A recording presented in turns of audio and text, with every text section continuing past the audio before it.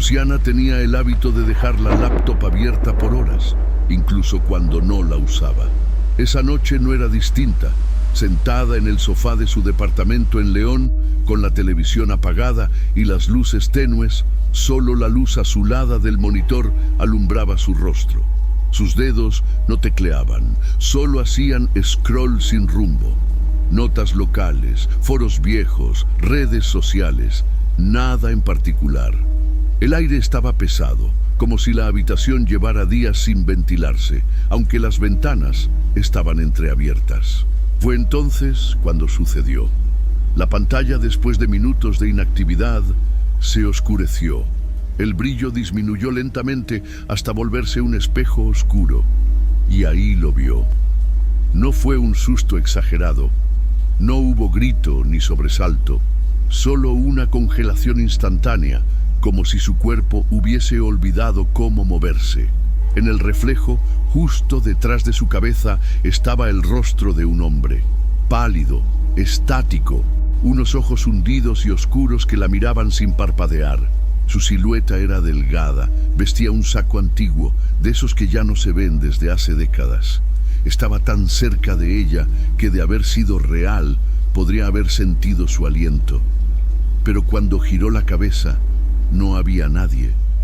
La sala seguía igual, silenciosa, con ese zumbido leve del refrigerador y el tic-tac del reloj. Todo estaba exactamente donde debía estar, y sin embargo, algo dentro de Luciana cambió. Cerró la laptop de golpe.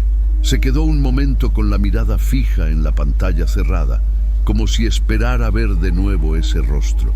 No lo hizo, pero el silencio parecía más espeso ahora, como si el apartamento entero estuviera conteniendo la respiración. Luciana se frotó los brazos, no por frío, sino por una sensación difícil de nombrar. No era miedo, no aún, era más parecido a la certeza de que algo la había visto, algo que, hasta esa noche, solo había sido parte de un recuerdo borroso. Se levantó con lentitud, caminó hasta la cocina y se sirvió un vaso de agua. El sonido del líquido llenando el vaso la tranquilizó apenas. Pensó en dormir, pero sabía que no lo lograría. Optó por dejar la lámpara del pasillo encendida. No por superstición, se dijo a sí misma, solo por si acaso. Aun sin comprender del todo lo que acababa de ver, una frase apareció en su mente, como si le hablara desde otro lugar. Si tú también eres de los que aman historias así, suscríbete, activa la campanita y cuéntanos en los comentarios cuál ha sido la experiencia más aterradora que has vivido. Tal vez, pensó, no estaba tan sola como creía. La noche siguiente, Luciana volvió a encender su laptop. No lo hizo por costumbre, sino por necesidad. Había pasado el día entero evitando pensar en lo ocurrido, convenciéndose de que el reflejo fue una ilusión óptica, producto del cansancio. Pero al caer el sol, esa justificación comenzó a desmoronarse. Necesitaba distraerse, convencerse de que su mente le estaba jugando una mala pasada. Abrió su navegador habitual y comenzó a leer noticias locales. No buscaba nada en particular, solo dejar que su atención se perdiera entre titulares irrelevantes. Política, clima, cultura. Fue entonces que algo en la columna lateral capturó su mirada. Una nota pequeña, casi escondida, titulada «Estudiante colapsa tras semanas de paranoia». Hizo clic. El artículo era corto. Hablaba de un joven universitario de Querétaro, estudiante de Historia del Arte, que había sido ingresado en una clínica de salud mental tras presentar episodios de pánico y aislamiento.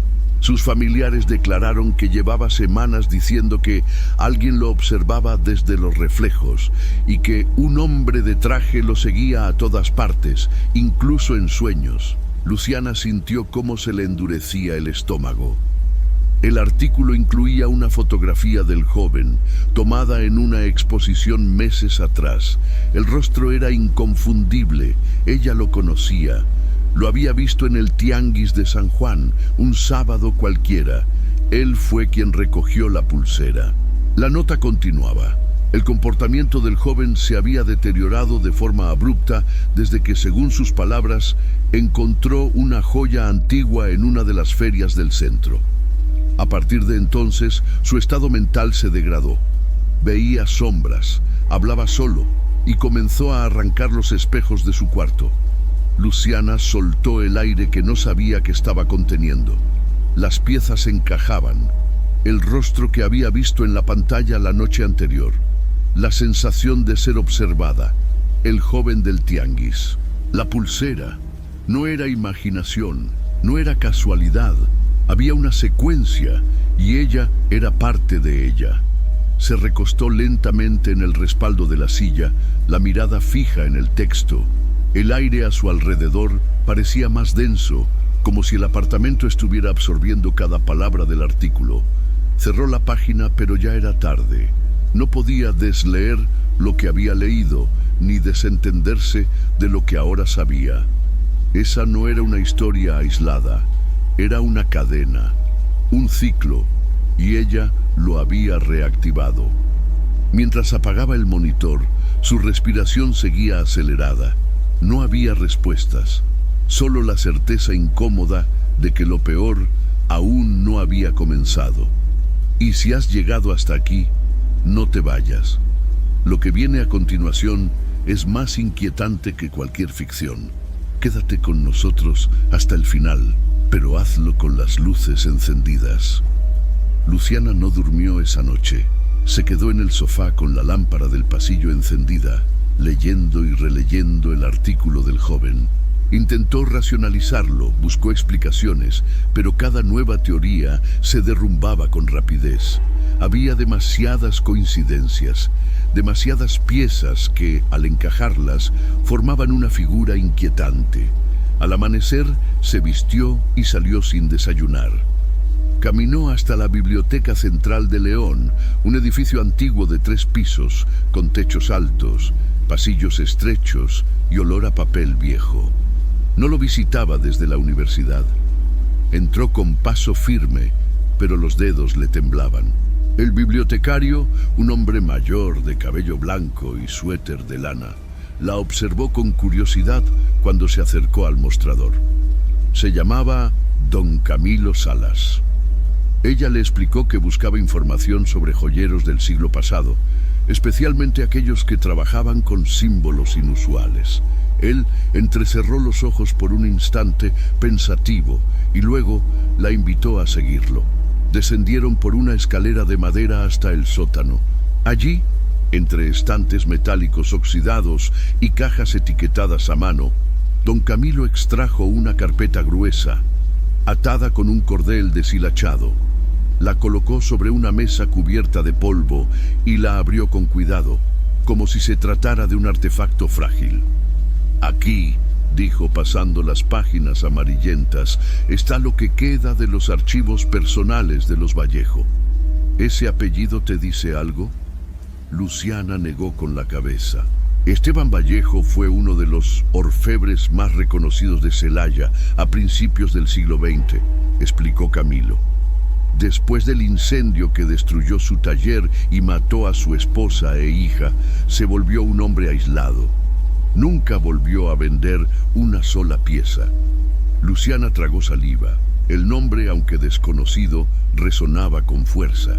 Entre los documentos había recortes de periódicos, fotografías en sepia y un diario escrito a mano.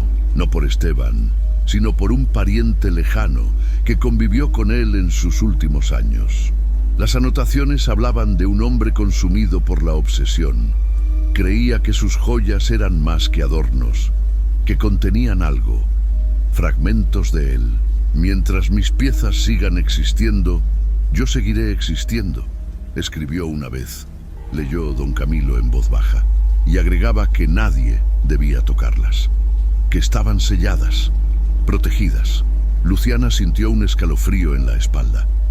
La descripción coincidía con la pulsera. Los grabados extraños, el peso inusual, el calor antinatural, todo cobraba sentido.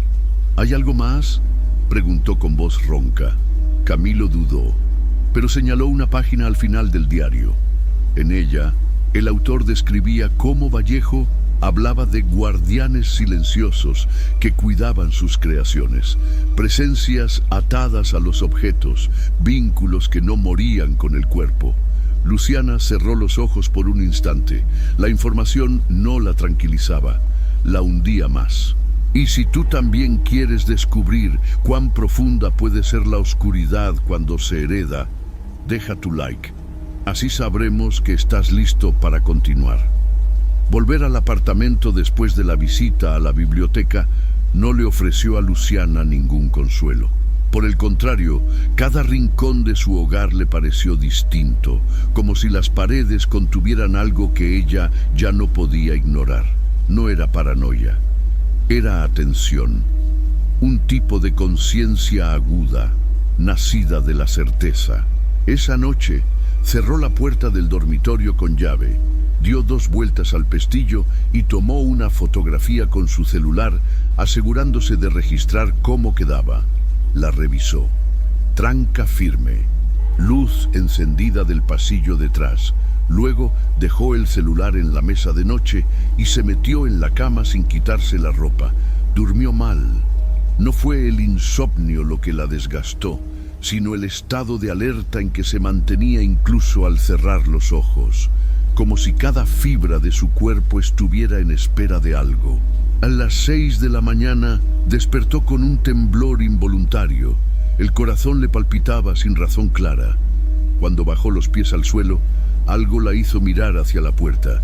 Una línea delgada de sombra cruzaba el marco. Se levantó. La puerta estaba abierta. 5 centímetros, exactos. Luciana retrocedió 2 pasos. Buscó el celular. Revisó la foto tomada antes de dormir. Allí estaba, cerrada con llave, el pestillo firme. No había forma de que se hubiera abierto sola. Revisó la cerradura. No estaba forzada. Todo intacto, pero algo no encajaba.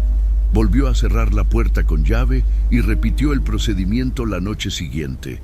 Tomó la foto. Comprobó 2 veces. Se aseguró de que el pestillo quedara audible. Volvió a dormir. Y volvió a despertarse con la puerta abierta. 5 centímetros. Otra vez. Al tercer día, colocó una silla contra la puerta y apoyó una caja de cerillos encima. Una trampa sencilla, pero efectiva. Si la puerta se movía, los cerillos caerían. Tomó la foto de nuevo, apagó las luces y se recostó en el sofá. Ya no podía dormir en su cama. No cuando esa apertura mínima parecía un mensaje. La madrugada fue larga. No escuchó ningún ruido. Nada cayó al suelo. Pero al despertar, la caja estaba intacta y la puerta otra vez entreabierta. Luciana dejó caer el cuerpo sobre el respaldo del sofá. El sudor frío en su espalda la obligó a cambiar de camisa. El aire parecía cargado, como si dentro del apartamento hubiera algo más, una presencia sutil que no rompía nada, no gritaba, pero hacía saber que estaba allí. Entraba, salía, cuando quería. Ya no era una coincidencia, no era un descuido, era una marca, un patrón. Y tú, que estás viendo esto con los ojos bien abiertos, ¿alguna vez te pasó algo que desafía toda lógica? Cuéntanos aquí abajo, porque tal vez no seas el único. La historia apenas comienza. La tarde transcurrió en silencio. Luciana evitó los espejos, las ventanas, incluso su reflejo en la pantalla del celular. Cualquier superficie capaz de devolverle una imagen la incomodaba. Y sin embargo, al caer la noche, sintió la necesidad de refugiarse en la rutina. Como si fingir normalidad pudiera ahogar aquello que no comprendía del todo. Llenó la tina del baño con agua caliente, agregó unas gotas de aceite esencial de lavanda y apagó la luz principal. Solo quedó encendida la lámpara del lavabo que proyectaba sombras suaves en las paredes cubiertas de vapor. Se sumergió lentamente en la bañera. El calor le aflojó los músculos. Por un momento casi logró engañarse. Casi. Cuando el agua empezó a enfriarse, salió envuelta en una toalla. El espejo sobre el lavabo estaba completamente empañado, Con la palma de la mano limpió una franja en el centro, solo lo suficiente para ver su rostro, y se quedó inmóvil. Junto a su reflejo, ligeramente desplazada hacia la derecha, estaba la marca de una mano abierta, grande, con dedos largos y delgados, perfectamente delineada contra el vapor. La impresión estaba desde adentro, como si alguien hubiera presionado su palma contra el espejo desde el otro lado. Luciana retrocedió un paso, sin dejar de mirar. Su respiración se volvió superficial. Un zumbido leve llenó sus oídos. No se atrevió a tocar el vidrio, solo observó. La marca no se desvanecía como lo haría una gota. Permanecía fija, definida como un sello. No había forma de que alguien la hubiera dejado ahí. Ella misma había cerrado la puerta con seguro antes de entrar. No había otra entrada. Y además, la mano no era suya. Era más grande, de otro cuerpo, de otra presencia. La sensación no fue de miedo inmediato, sino de invasión. Una conciencia brutal de que su privacidad había sido violada. De que alguien o algo había estado con ella mientras estaba desnuda, vulnerable, sumergida en el agua. Y no lo había notado. Cerró el grifo con torpeza. Tomó la toalla más fuerte. Salió del baño sin secarse del todo. Encendió todas las luces del pasillo, del dormitorio, de la sala. No encontró nada, pero tampoco necesitaba encontrarlo, porque lo que había visto no era una alucinación, no era un juego mental, era una prueba, clara, fría, humana. Esa noche no durmió. Se quedó sentada en una silla frente al baño, con la puerta abierta y la mirada fija en el umbral. El cuerpo tembloroso, la mente agotada, el mundo cada vez más irreal. Y si tú también sientes que algo invisible te acompaña en los momentos más íntimos, dale un clic al botón de me gusta. Porque a veces los espejos devuelven más que un reflejo, devuelven aquello que no quieres ver. Durante la madrugada, Luciana no se movió de su lugar. Solo cuando amaneció, se levantó lentamente, con la rigidez de quien ha permanecido horas bajo tensión. Fue entonces que recordó algo que el bibliotecario, don Camilo, había mencionado casi de forma casual. Esteban Vallejo. El nombre quedó flotando en su mente como una palabra incompleta. Encendió su laptop, pero no para revisar redes ni noticias. Esta vez buscó registros históricos, notas antiguas, archivos digitales de periódicos regionales. Encontró una imagen en blanco y negro. Un hombre de rostro severo, traje oscuro, cabello peinado hacia atrás. El pie de foto decía: Maestro orfebre Esteban Vallejo, Celaya, 1927. La similitud con el rostro del reflejo era perturbadora. Los ojos hundidos, la expresión firme, la misma estructura ósea. Siguió buscando. Halló una nota fechada en 1930. Hablaba de un incendio en un taller de orfebrería en el centro de Celaya. Las llamas destruyeron todo. La esposa y la hija del orfebre murieron atrapadas entre los escombros. Él sobrevivió. Según relatos posteriores, Vallejo no volvió a abrir su negocio. Se retiró por completo de la vida pública. Los vecinos lo describían como un hombre ensimismado, que salía solo de noche y rechazaba cualquier contacto. Nunca se volvió a casar, y lo más extraño, siguió fabricando joyas, pero no las vendía ni las regalaba, solo las guardaba. Una nota en una revista cultural de la época lo definía como el orfebre que trabaja para sí mismo. Algunos lo consideraban un genio maldito, otros un hombre destruido por la tragedia. Luciana encontró una entrevista con un sobrino lejano, publicada muchos años después. En ella, el hombre recordaba haber visto las piezas guardadas en cajas de terciopelo. Tenían grabados que no parecían de aquí, decía. Parecían escritos, como códigos, y estaban siempre frías, aunque el cuarto estuviera caliente. La frase la dejó helada. Había también una anotación en un viejo boletín de historiadores locales. Afirmaba que Vallejo creía que sus creaciones no eran simples adornos, sino recipientes, objetos que retenían una parte de su ser, un eco de su voluntad, y que por eso nunca debían ser tocados por otros. Luciana dejó de leer, cerró la laptop. El silencio de su apartamento era ahora distinto. Ya no era el vacío de una casa solitaria.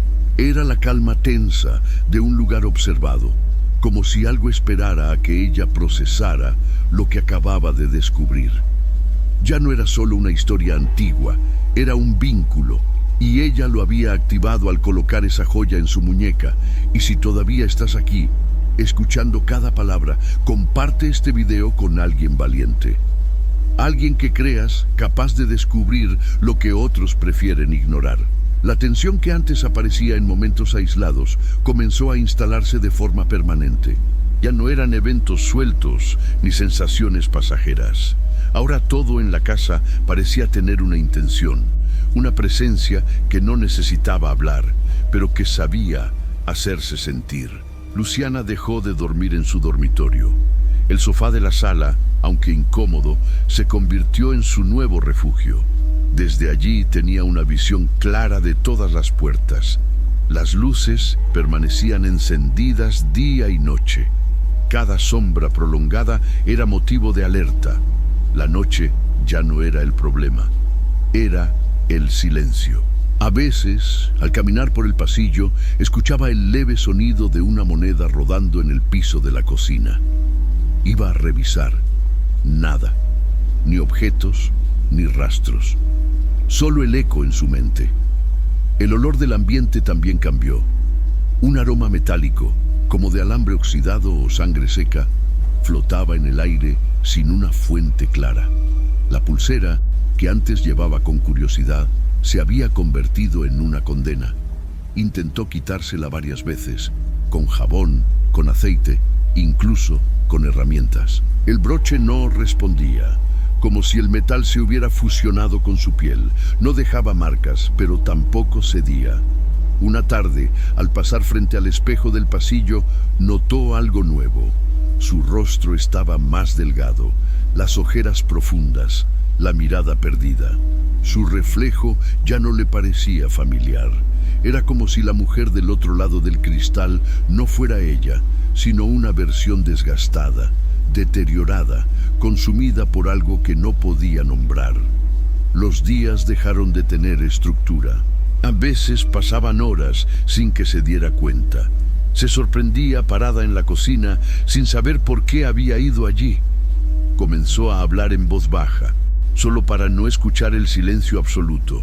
Pero incluso sus propios susurros se interrumpían abruptamente, como si interfirieran con algo más, algo que también murmuraba. Una noche, mientras estaba sentada en el suelo con la espalda contra la puerta de entrada, sintió que el aire cambiaba. Era un frío seco, inmediato. No venía de una corriente ni del exterior. Nacía desde el centro de la casa y crecía, un frío que no dolía en la piel, pero sí en los huesos, que no helaba el cuerpo, pero endurecía la mente. Luciana se abrazó las rodillas. Pensó en salir corriendo, en huir. Pero ¿a dónde? ¿Cómo se escapa de algo que está pegado a tu muñeca? ¿Cómo se lucha contra algo que no necesita cuerpo para hacerte pedazos? El apartamento, su refugio, se había convertido en una celda. Y la única compañera era esa joya muda que no dejaba de emitir un peso invisible, como si respirara con ella, como si esperara el momento de apretarse más. Y si esta historia te mantiene con los ojos clavados en la pantalla, comenta con un "yo seguiría leyendo" aquí abajo. Así sabremos que no estás solo. Pasaron varios días sin que Luciana pudiera encontrar una solución. Todo lo que descubría solo confirmaba que la pulsera no era solo un objeto, sino un vínculo, una cadena invisible que la unía a algo que ya no era del todo humano, algo que la observaba desde rincones donde no había ojos. Volvió a la biblioteca. Don Camilo, con el rostro más pálido que de costumbre, la recibió con una mezcla de preocupación y resignación.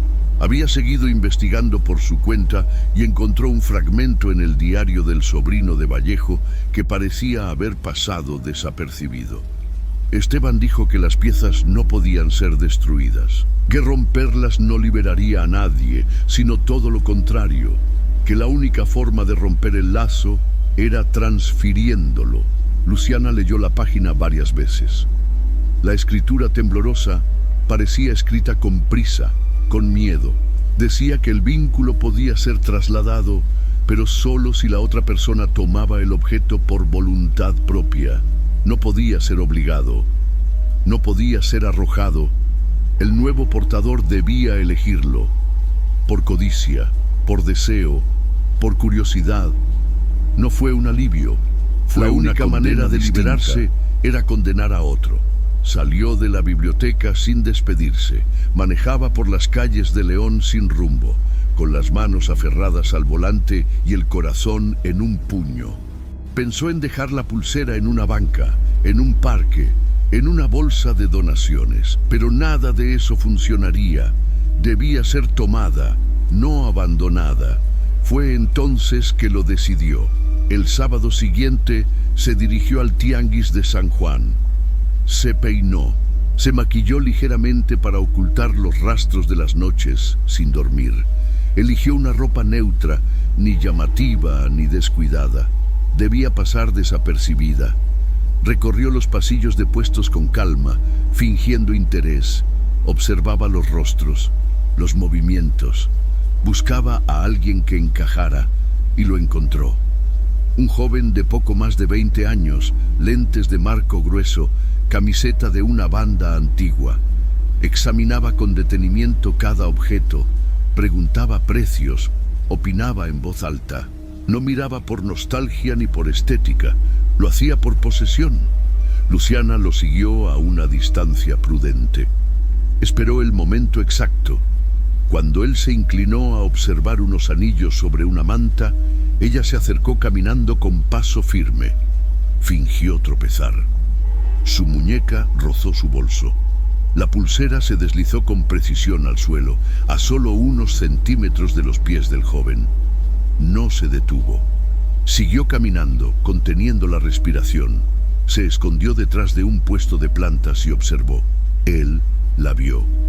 Se inclinó, la recogió, la miró con fascinación. El metal brilló por un instante bajo el sol. Luego la guardó en su bolsillo. En ese momento, Luciana sintió como si le quitaran una losa del pecho. El aire volvió a entrar. El silencio cambió de textura. Por primera vez en semanas estaba sola, verdaderamente sola. Y si tú también tienes el valor de enfrentar lo que otros esconden, comparte esta historia con alguien que no crea en maldiciones. Quizá lo necesite más de lo que imagina. Luciana no miró atrás mientras se alejaba del tianguis. Caminó varias cuadras sin dirección, con el corazón aún acelerado y una mezcla agria en la boca. No era exactamente alivio, tampoco remordimiento. Era otra cosa, una especie de entumecimiento emocional, como si algo dentro de ella se hubiera apagado. No volvió a su apartamento esa noche. Rentó un cuarto por días en una zona alejada. No quería regresar a ese espacio donde todo se había deformado, donde cada sombra tenía un peso, donde cada sonido tenía una intención. Durante la semana siguiente se mudó por completo. Vendió sus muebles, regaló ropa, rompió fotos. Todo lo que podía recordarle lo vivido fue descartado. Se instaló en un pequeño departamento en la colonia Obregón, al norte de la ciudad. El lugar era simple, sin adornos, paredes lisas, sin espejos. Comenzó a ir al trabajo de nuevo. Salía a caminar por las tardes. Compraba frutas en el mercado, escuchaba conversaciones ajenas, intentaba volver a ser alguien. Alguien funcional, alguien libre, y en apariencia lo logró. No había más ruidos, no más marcas en los vidrios, no más frío saliendo de las paredes. Dormía con la luz apagada, comía sin sentir náuseas. Su cuerpo recuperó peso lentamente, su reflejo volvió a parecerle familiar. Pero las noches seguían siendo largas, no por miedo, por culpa. El rostro del joven del tianguis se presentaba en su mente con una nitidez dolorosa, la manera en que sus dedos tocaron la pulsera, la sonrisa breve que esbozó antes de guardarla. Él no sabía, no tenía cómo saber, y eso era lo que más la atormentaba. Intentaba convencerse de que no tuvo opción, de que fue víctima, de que hizo lo necesario para sobrevivir. Pero el pensamiento no bastaba, porque al final lo que había hecho fue elegir salvarse a costa de otro, y esa decisión no se borraba con mudanzas ni paredes nuevas. A veces despertaba en medio de la noche sin motivo. Oía un leve eco, como un susurro apagado que desaparecía apenas abría los ojos. No era el mismo murmullo de antes. No era real, era el recuerdo de lo que ya no estaba. Un martes cualquiera, mientras navegaba sin rumbo por sitios de noticias, encontró una breve nota. Había ocurrido en otra ciudad, pero el titular la paralizó. Joven universitario hospitalizado por episodio psicótico. El contenido era breve. El afectado aseguraba que algo lo perseguía en los reflejos y que todo comenzó tras encontrar una joya en una feria. Luciana cerró la computadora de golpe. Se quedó sentada en la penumbra del nuevo hogar, sabiendo que, aunque el vínculo había cambiado de manos, la historia no había terminado, solo se había desplazado. Y si estás escuchando esto hasta ahora, queremos saber, ¿tú también harías lo necesario para salvarte? Escribe sí o no en los comentarios. Y sé honesto. El tiempo pasó, pero no como Luciana esperaba. Los días eran tranquilos, casi vacíos. Comía bien, dormía lo necesario. Su piel recuperó color. Su voz dejó de temblar al hablar. En apariencia, era una mujer reconstruida. Una sobreviviente que había dejado atrás algo que nunca debería haber tocado, pero la calma era frágil, nunca fue completa. Había momentos en que se detenía a mitad de una frase, con la sensación de que alguien la escuchaba, o bajaba la vista al ver su reflejo en una vitrina, convencida por un segundo de que no estaba sola. Aunque no había pruebas, no había rastros, solo intuiciones, ecos. Una noche estaba sola en casa, recostada en el sofá con su laptop abierta. Navegaba sin rumbo, leyendo artículos que no retenía. El televisor estaba apagado. Afuera, la ciudad seguía su ritmo habitual. Gente, autos, luces. Dentro, solo silencio. Después de unos minutos sin mover el cursor, la pantalla del computador se oscureció.